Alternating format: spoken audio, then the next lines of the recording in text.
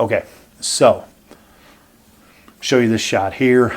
Pretty close. We need to adjust some lighting a little bit more, maybe do a little, I don't think I'm going to fill light or do anything like that. I think I like it the way it's looking. What's up, guys? Let's talk Sigma full frame Foveon sensor. There's people on DP Review in the forums talking about this. It seems like every 6 months they want to know if there's a drop dead date. They're really itching to get themselves that Foveon look in the camera. I myself have owned just about every one of them, the Sigma SD1 to 9 to 14, 15, the Quattros, both of them, and the FP, FPLs. But there's some changes that I've noticed with Sigma behind the scenes that are falling, I guess, in the same footprints of other companies for price reduction or ratcheting down on profits. So let's get into this. Panasonic, a few years ago, you could sell their lenses, their cameras on Amazon, and they didn't have a problem with it. But for increased, profitability or service, they started, I guess, going through a waiver process. So a lot of guys like myself, people on YouTube, they won't be able to resell their gear to YouTube from YouTube as like a YouTube reviewed or anything like that. Now, bear in mind that Amazon has a very strict policy for quality of your products. If you go below like 94%, they'll just cancel your account. They don't play around. You guys know Amazon. They will cancel stuff in a heartbeat. They'll get rid of you. So it's not necessarily the quality of the camera gear. What it is my impression is Panasonic just wants to push new gear. Why compete against the old gear at a lower price, couple $100? Just keep pushing new gear. So this pushes content creators like myself to eBay or a DP Review or KEH, something like that, but not on Amazon.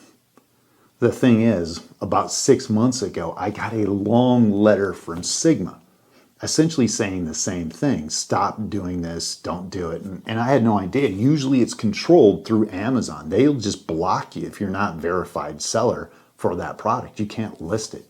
But they put in a big, long list to stop selling their gear. Totally will do that. No problems there.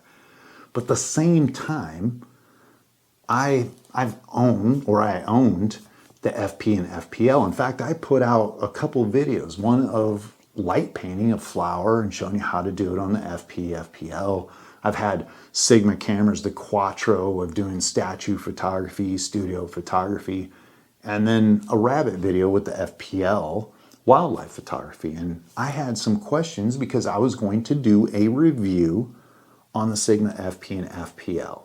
And I wrote numerous places, like their contact place. This had some questions on the camera lenses and wanted to kind of get my stuff together before I do this review. But then I get this letter. And then I waited for months and I put out another couple emails, nothing. I talked to a few guys that are content creators like, hey, can you get me a hold of somebody? They didn't want to do that because they were going to breach like blah, blah, blah. And I understand that part. At that point, I just said, the hell with it, man. I'm like, I'm not doing you guys any more favors of doing this. Like, not that, so I scrapped. I had the reviews, the video content created. I was going to take it out in the field, show you guys stuff, and I just dumped it. I'm like, and I sold my FP, FPL on Amazon. I was like, okay, take a loss on it. We'll walk away. Probably much like Panasonic, you won't see Sigma gear advertised or reviewed on this unless it's specifically given me for a review or something or this channel is supported by them, which is fine. They can keep going with their genius marketing like they've done before. And that's where we kind of come up to the marketing. Like, where do they sit in the marketing? It's absolutely horrendous. Pentax is the #1 loser in camera marketing. Absolutely horrendous. They've squandered their position away over the years. Their market share has gone down. Their shelf space has been eliminated. They just do not exist here in the United States for me. And then the top second place, I guess, losers are Panasonic and Sigma. They just don't get the YouTube space. They just don't understand. They have a small market share and they don't seem to want to do anything different. Kind of like Sony did years ago and embracing this advertisement, this medium, and supporting content creators. They just want to get it out there, advertise it like all the other camera brands, and move on. In which it's a little bit tougher. I'll explain here in the moment the marketing and why YouTubers do what they do. So behind that, you have Olympus. They've actually changed some things. Now they're on the cusp. They could go the right way, but I have them as a little bit shady still. You got Fuji. Fuji's done well. Their camera gear, they've got marketing, they've got shelf space, they got everything. And then you go to the big three. Nikon is the next one up. Then you got the top space, Sony and Canon. And so here's the secret to some of the marketing that Sigma is missing, and I don't know why they can't figure this out. When guys do gear reviews, they look at the brand, they look at how much traction they're going to get for their channel. So if I do a Nikon review, I can guarantee you if I was to review the Z8 and then review the FPL, it would be a 10 to 21 to ratio. I would get 20 times, maybe 100 times the view on a Z8 than I would an FP or FPL. You guys know this. It's just marketing and the sales. So it's the same amount of work. Yet Sigma's making it more difficult to acquire the gear, to resell the gear and everything else. Whew. There we have it. So what's the chances of the Foveon full frame sensor making it to market? With what I see in their marketing, if we look at the Sigma FP and FPL, the reviews, they gave it to Chris and Jordan on DP Review. They absolutely slaughtered that camera. They voted it as the worst camera of 2020 and 2021. If we look at Gerald Undone, again, worst camera. He absolutely hammered that camera, said don't buy it. It's not worth it. Can't recommend it. It's the first time I've ever seen him really do something like that. And that's where the marketing group actually at Sigma probably needs to get fired. Because you're giving it to camera reviewers that apply it against a broad market. You got to have a basis, much similar to Leica. People, when they review Leica, they give them a free pass. It's an $8,000 camera, and it's got manual focus, or it does only black and white, but the camera reviewers back off. It's like kids' gloves. They're just, don't say anything bad, because these guys, like the Leica fan group, will come after you.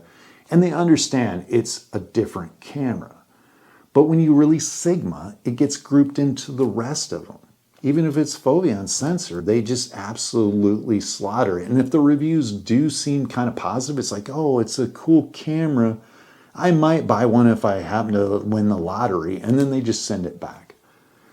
So their market area is shrunk. Their marketing is really bad on the video spectrum. And they have a camera that doesn't perform well at any of the metrics. So their best bet coming forward in 2024 is look at a gap in the market where the cameras aren't matching up very well, and then release it within that window. Have it stocked and say jump in, and try to make it look and gain traction off some unique aspect.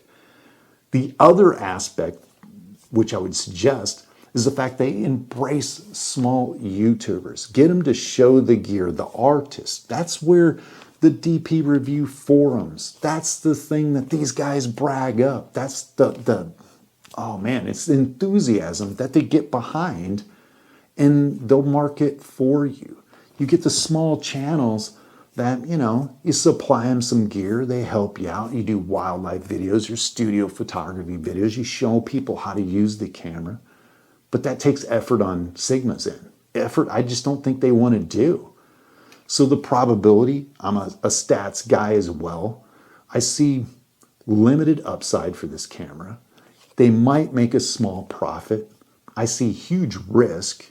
More than likely, at best, they're probably going to break even. And more than likely, they'll lose their ass with costs and what it costs to bring this to market. So even if they do bring it up, it might be the last Sigma Foveon full frame camera you see. The market has changed. If this thing doesn't do 8K video, 120 frames a second, great autofocus, all this stuff, give it to Jordan, give it to Chris, give it to Gerald Undone, and see what kind of reviews they give it. Thanks a lot, guys. Hit that subscribe. Questions below. See you next week.